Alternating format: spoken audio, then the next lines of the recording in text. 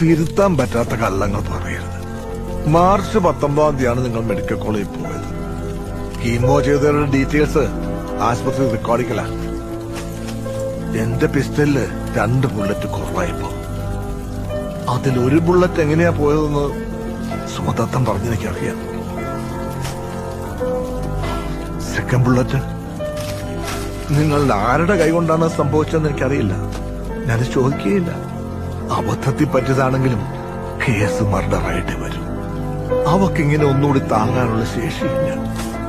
നിന്നെ ഒരു കുറ്റക്കാരനായിട്ട് കണ്ടു കഴിയാൻ എനിക്കും പറ്റില്ല. എനിക്കറിയാം എന്റേതൊരു റിക്കവറി ഇല്ലാത്ത അസുഖമാണ്. പക്ഷെ ഇപ്പൊ ഞാനെല്ലാം ഹാപ്പിയാ. അതൊരു ഫ്രീഡം അല്ലേ? നമുക്കിഷ്ടമുള്ള റിയാലിറ്റിയിൽ മാത്രം ജീവിക്കാനുള്ള ഫ്രീഡം.